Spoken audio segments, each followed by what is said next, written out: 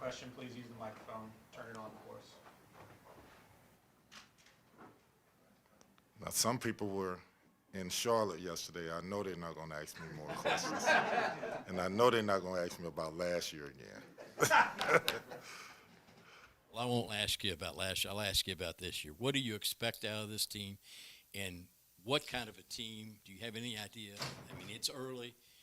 Kind of the team and what mold that they'll fit in. Will they run, rebound, they do the things that you want them to do? Great question. For me, from the start of this, from the summer to now, I've been trying to get them to understand sort of my vision for the way that I want to play. And it's not centered around me, it's centered around them. So we have a bunch of players, right? So easily we could have 10 or 11 guys that conceivably could be starting or playing. So with that being said, when you have that many guys, you have to dominate the defensive end of the floor. You cannot let teams control the game. And that takes focus and discipline, and I use this word often, desperateness. So defensively, we have to be a team that takes stuff away from offenses. Offensively, we got to be a team that's attacking, that's playing with freedom, that's playing fast, which at times is hard because I'm asking them, and you can see when you watch, the red-white game and the Simmons game, at times they look like they're overpassing. I'm good with that because I'm imagining that we're playing Carolina, Duke, Clemson, really good teams, Pittsburgh, all these really good teams that are really good. You're not going to be able to make one pass and get up a shot. You're not going to be able to run down the court and nobody else touch the ball and get a shot. They're going to be good defensive teams that's going to force you to move the ball, and so that's sort of why I like the fact that they're trying to make extra passes to each other. Kenny, you've mentioned a few times this preseason that you want this team to not forget what happened last season. I'm curious, how does a dynamic like that work when you have a team that's mostly newcomers? The dynamic is we put it on the table, which we've done from day one that they walked in here. We've shown film of last year. I watch film constantly of last year to see what we did good and what we did bad, and that's not centered around wins and losses. It's more centered around what type of stuff did we run that caused people problems. And I want those guys to see it. I want them to understand that this fan base is going to be with you when you're winning. They're going to be with you. So don't look at some of the negative stuff and think that they automatically assume that we're not any good. Understand, just like football, when this is good, they're going to come and support you. That's what the history of this program has been. And so getting them to understand some of this is just what happened over the course of the last few years. There's a frustration. Now it's time for us, this group, to fix it. And it's the first step. A lot of the things when I walked in the door, we inherited. Some of those guys that we inherited are gone. The mentality is gone. Now we're just starting a new culture. Kenny, you've mentioned so much about the defensive side of the ball. Young kids, they really kind of want to focus on offense. How has this group bought into defense early on? You see it in spurts. You see that we can pick up full court in spurts. You see it. We haven't got consistent at it, and I don't want us to be consistent at it right now. We're learning about each other. We're learning the importance of playing defense.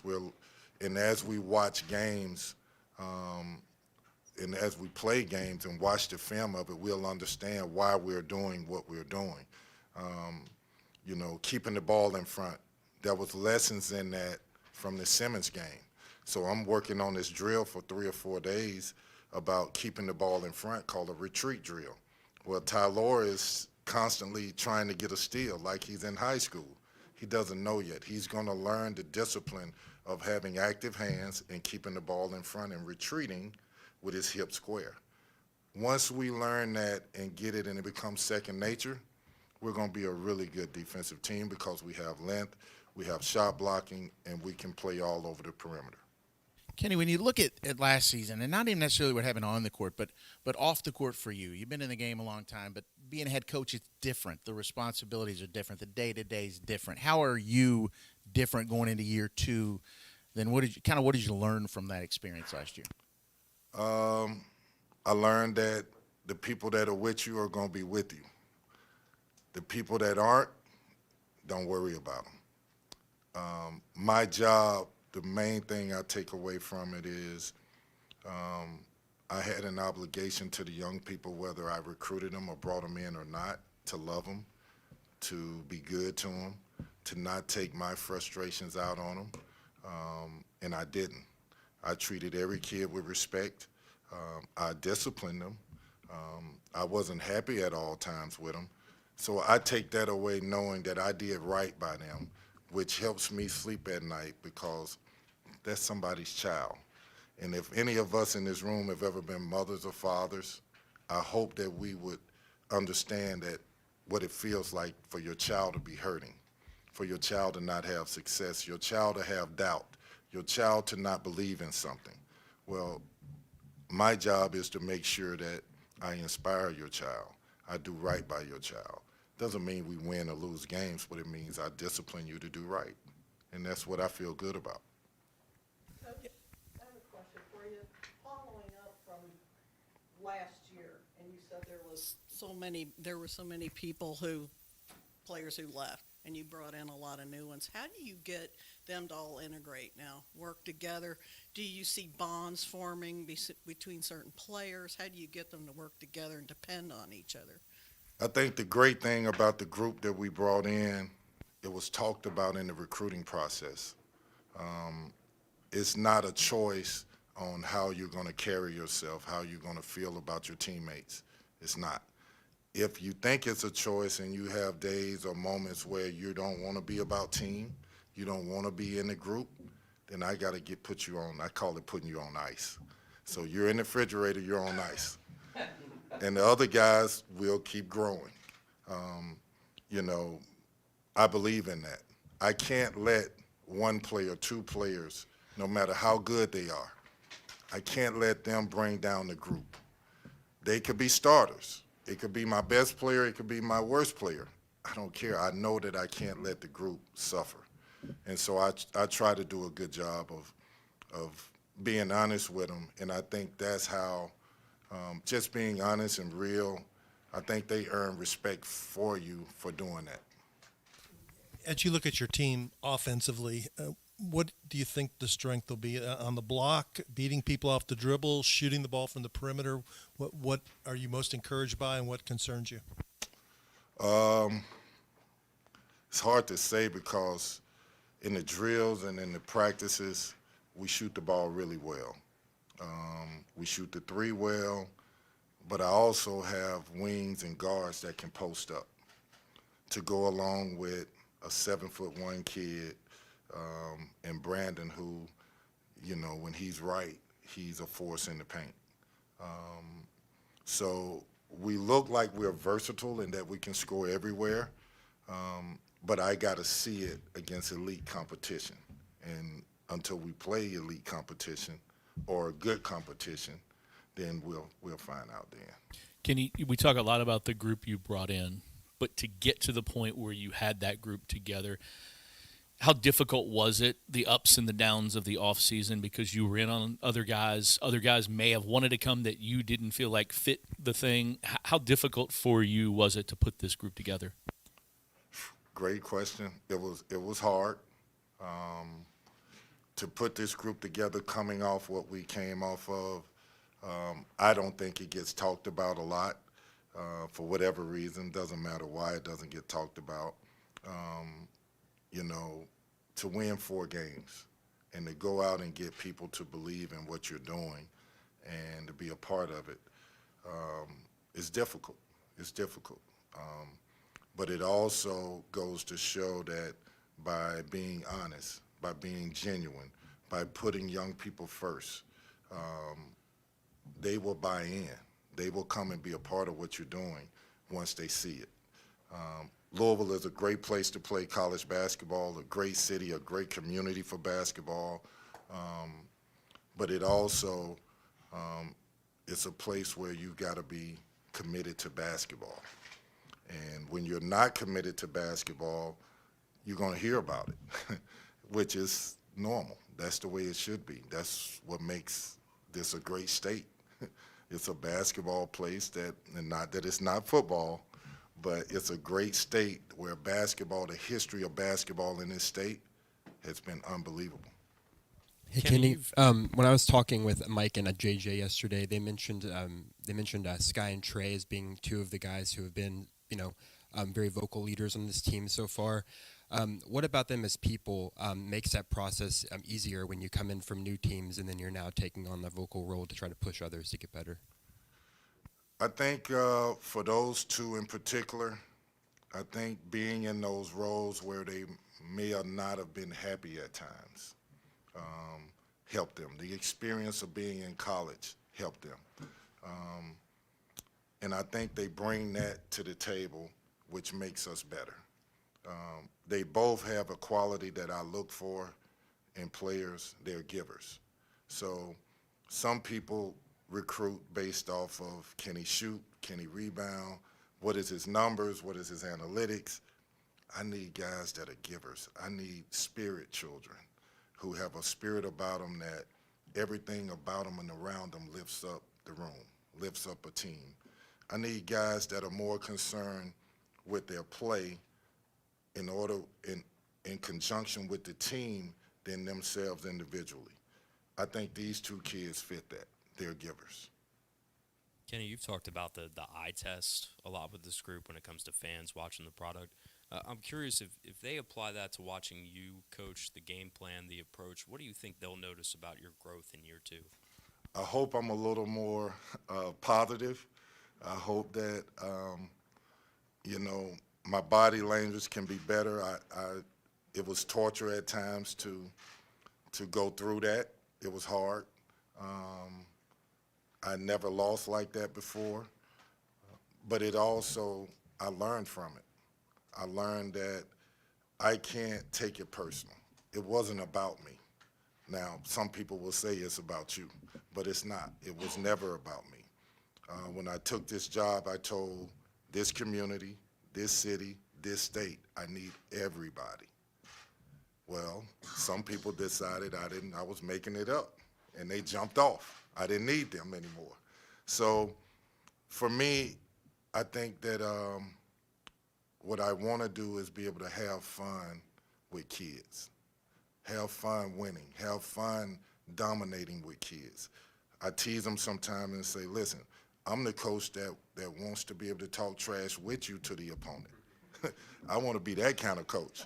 Let's laugh and joke and running by the sideline and me tell him, yo, we about to score on you right here. I'm that kind of coach. That's what I want to do. And hopefully they can help me do that. Kenny, going back to the versatility bit, how much do you think this team has improved in that department compared to last year's team on either end of the court? I just think that, we have a different group. We have a different chemistry. We have a different basketball team. We have guys that are in the gym. We have guys that I purposely make things hard so that I can see personalities, I can see character, and then I can see lack of character. When I make things hard, I see them huddling up, saying, okay, let's huddle up. He's going to run us again now. Like, please, guys, let's make sure we focus. Let's make sure we have great energy. That's a sign for me. At times in the past, it's been more splintered. You hear arguments. Those days are gone. Nobody's really arguing like that. So that gives me hope that we are coming together, we're learning about each other, and when things get hard, they gravitate to each other. Kenny, maybe as a follow-up, for you now as a coach, since last year kind of was the group you said you inherited, and you might have had to accept a few things. For this group, now that you have the group that you want, what are some things that now you say you won't accept it if you see it out in practice or during the game? You know, my pet peeves are confidence. Another one is conditioning. And then the third one is sharing. Those are three things when I look at the team, I got to see it every day. So when you shoot a basketball, I don't want you to shoot shots that you can look at the kid and know he doesn't believe it's going in. Because if he don't believe it's going in, you know what it's doing to me, and I know what it's doing to you. I don't want to see players on their knees, like showing that they're winded, that they're tired. We work too hard for that. In our practices, it's intense, it's long, it's hard. I want to be the coach that people say, like a bunch of NBA people have came into our practices thus far. They never came last year. They're coming. So you're being evaluated. And one of the greatest things about it is they're walking away saying, you will be a disciplined team, you're demanding a coach, and you will be a well-conditioned team, maybe the most conditioned team in the country. I take pride in that. So those are things that I look for and I hope that we can build on. Kenny, what is it like being a basketball coach in kind of a football world, given that most of the moves being made right now in college athletics are driven by football? I haven't thought about it like that, to be honest with you. I try to stay in my world, focus on my world, because this is too hard to get sidetracked and caught up in the other stuff. I have a really hard job, and that hard job is requiring me to really change the culture of this brand and bring back the history of what made Louisville great. If I get sidetracked with all the other stuff that's going on, I couldn't do that. I couldn't do it. It's too hard. Kenny, Kenny, talking about last season, a lot of people have focused on what's happened last year and just having the opportunity to turn a page. Is this almost kind of a fresh slate for you, a clean slate, or do you feel pressure going into this year trying to avoid what happened last year? I don't feel pressure. I feel like when you look at it genuinely, honestly, it's the first step. The first step. This was broken, right? It was broken on a lot of different fronts. So to watch it, see it, evaluate it, figure out how do you fix this, how do you change this, has been hard. So I feel like we've taken a major step in the right direction. I want people to watch us and say, it looks different. That's why I keep talking about the eye test. It feels different. The energy's different. And then people will understand that we're headed in the right direction. Kenny, what do you need to get? You've been waiting for a minute to get to me. What do you need to get out of Brandon for this team to be as good? I mean, do you agree that sometimes it looks like he doesn't affect the game when he's out there, but he clearly, you have confidence in him that he should be that player.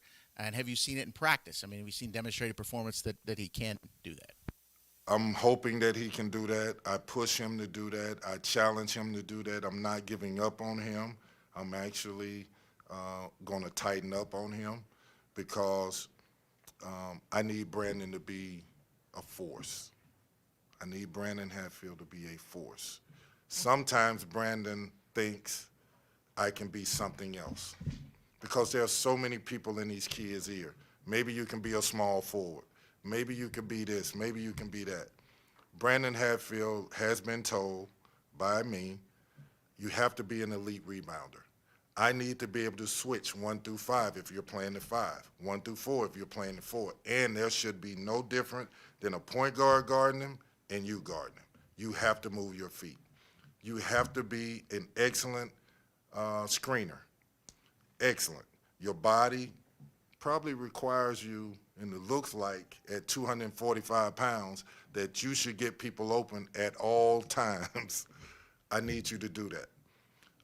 I need you to make free throws, and I need you to finish around the basket. And I need you to be a giver. I need you to get out of, I got to do this for you, and think more about, I'm going to do this for us. Those things do it for us. And watch what happens to your teammates and what happens to your team. Kenny, before the Simmons exhibition game, you kind of talked about, hey, you're trying a lot of different lineups to see, what works and what doesn't work. Coming into this last exhibition game, are you still in that mode, or are you starting to figure some things out? We will see. We will see. I know people want to figure out who I'm starting, what I'm starting, how I'm doing. Listen, I said it. In order for us to change from last year, I had to bring in a lot of guys. What does it look like if I only focus on certain guys and I leave 5 or 6 back? What does that look like to them? So people may question. People may question from within. I can't worry about that. I got to find out who's going to help us, who can start, who can come off the bench. Is it 8 guys? Is it 9 guys? Can it be 10 guys? They determine that, and then I evaluate that. So in order to do that, I got to put them in situations where, look, I started 1-5, then I start another 5. Let's see what you do. And then I evaluate what you do. Kenny, when you look at all the new guys, how close is Curtis, his versatility and all that, to what you want? You've talked a lot in the last year and a half or so about the type of player you want. How close is he with that versatility and what he can do out there? I want him to be a willing learner. I want him to, every single day, challenge the older guys to be better. And what you find is if he does that, he may catch him, pass him. Curtis Williams all summer played point guard, the whole summer. And when Tyler got eligible, I could see it on his face, and he said it. I'm glad I don't have to play point no more. I jumped him for that. I jumped him because I said it, a willing learner. I'm throwing something at you that you've never seen before. In high school, your coach told everybody throw you the ball and just let you shoot. I'm not doing that. That's not going to help you be the player that you need to be. I need you to be a willing learner. If I throw you at the point, coach, I got it. If I put you at the power forward, coach, I got it. That's the type of player I need him to be. You had JJ mentioned about players playing with the hunger. Who do you see doing that consistently? And also, is this team playing with a chip on the shoulder? It's hard to say exactly that they're playing with a chip on their shoulder now. We hadn't played enough. There was emotions involved against Simmons where we were tentative. Consistently, I would say Scott Clark every day comes to work and goes hard. Trey White comes to work every day and goes hard. Mike James comes to work every day and goes hard. Dennis Evans comes to work every day. Body's hurting. I can't, literally saying, I'm not going to go eat. I'm not going to hang out. I ain't going to the movies. I'm not going to the mall. I'm going to get in the bed and ready for the next day. I know he's going to try to kill me. So I love that. I love that they're giving me what they have, and I'm asking for more, and then they're overcoming that barrier. That makes sense? JJ had his best season last year. How has he grown since you've been here, and what's the next step for him? To me, JJ, he got a lot better.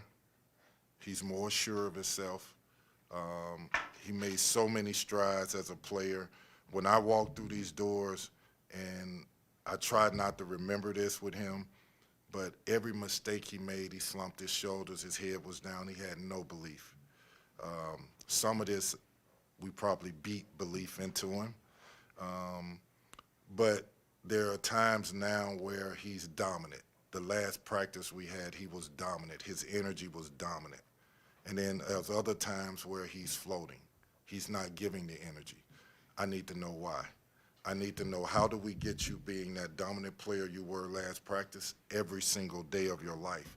If you're that, every NBA team will want you, every player, every organization in basketball wants players that are that athletic, that skilled, that play with a fire, that play with that kind of energy. Kenny, you've talked a lot about Dennis. You've coached a lot of successful big men. Does he remind you of any of the successful ones, or is he that unique of a talent with his length and height? He is. I've never coached anybody like Dennis. simply because his body. He's so long, his legs are pretty thin, to say the least. But he has ways about him that influence winning. The way he blocks shots, the way he's catching the ball and finishing around the basket, dunking everything that he can dunk. I've gotten hundreds of calls just off the 2 times that we've played where people have seen saying, Kenny, he's gotten better. He's gotten a lot better. Well, 2 things with that. How was he before? And then he has really gotten better. And he's embraced getting better. I'm on the big guys about setting screens, and then I watch film, and his small frame is hitting people. And it's hurting him just as much as it's hurting the defender, but he's doing it. And then he's getting out and getting out of those screens and getting to the rim and catching lobs. I like that. And Dennis hasn't even touched the surface of how good he's going to be. We just got to continue to pour water on him and continue to let him grow. Kenny, how much more aggressive is Mike James in this preseason compared to last, considering he was coming off of that Achilles injury last year? Me and Mike James yesterday had the pleasure on the plane ride to Charlotte. We watched the game together. And I'm like, Mike, look at the way you're moving. Look at the way the guy back cut you and you was lost. Why weren't you alert seeing man and ball? Why you can't separate running the floor? His words, Coach, I was fat last year. And I said, okay, I give you that. You was fat. But are you better now? Literally, I'm asking him, are you better now? I know he's better. I know he's more sure of himself. I know he feels more comfortable. I want to hear him say it. And so he was like, I'm not even the same player I was a year ago. I wasn't the same player from the beginning of the season to the middle of the season. I was much better at the end of the season last year. You were. I figured out that I needed to lose weight. That's why I came to you, Coach, and said, can you put me on a diet? And I said, no, I want you to stay fat. You're going to be my 2 guard playing the 4. So I posted Mike a lot last year because he's big and strong and can finish around the basket. Mike James is a joy to coach. Guys, when I tell you a joy to coach, a joy to coach. If I had 6, 7 guys like Mike James, regardless of position, you don't lose. I just need Mike to feel good about himself and play with extreme confidence. And whatever happens, happens. Quick follow-up. How much weight did he lose? I have no idea.